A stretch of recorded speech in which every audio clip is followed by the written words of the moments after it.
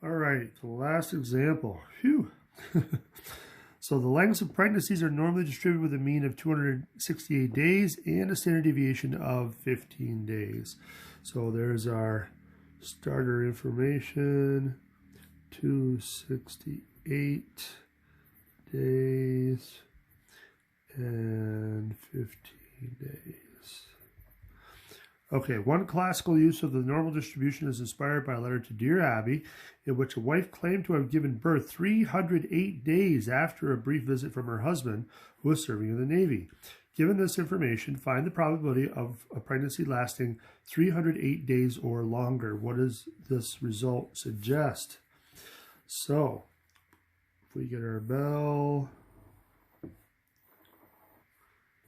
268's in the middle, 308 is on the right, and we're shading it's lasting 308 days or longer. So we want to shade on the right side.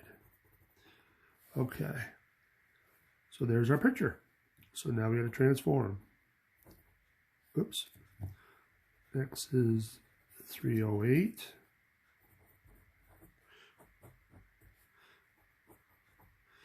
So Z, if we plug in,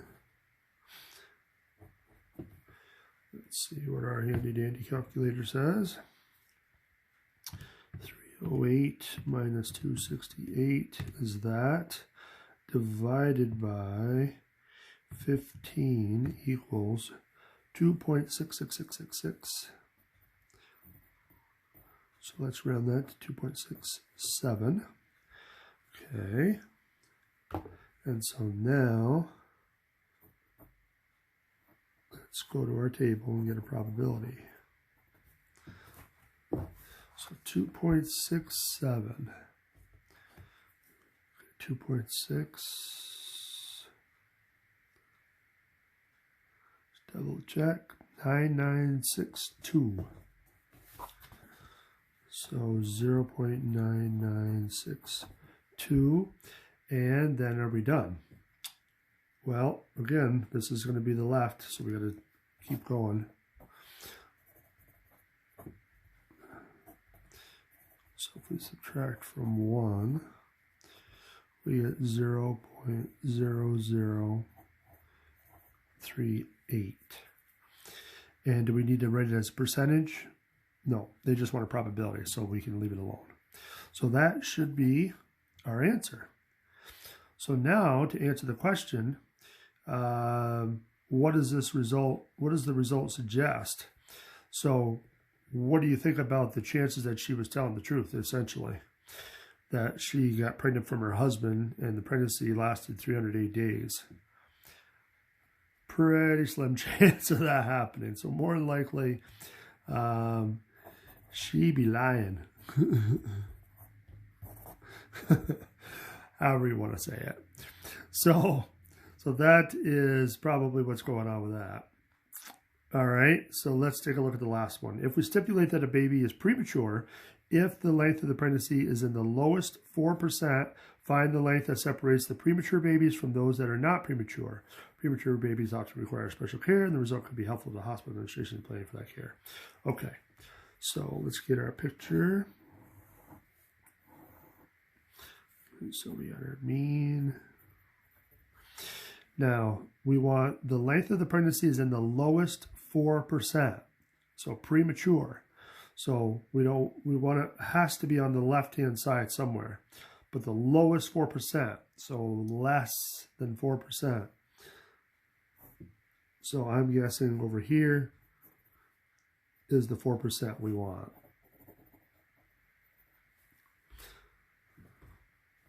So now we just need to figure out what X is. So this we would first change to a probability and make that into 0.0400. So we got to find that 4-digit probability from our table. So let's see. 0.0400. Okay, looking at our choices, we got 0.0409, 0.0401, 0.0392. So the closest we can see is this 0.0401. So if we find our z-score now, so let's say negative 1.75.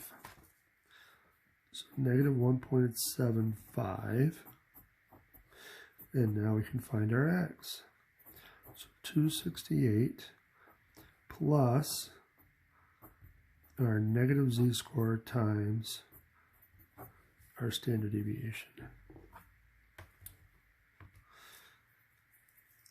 So 268 plus 1.75, but we got to make it negative, times 15, close, equals 241.75.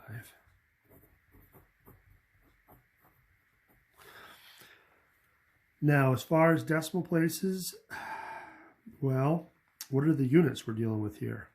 So remember, all this was in days. So this is going to be days.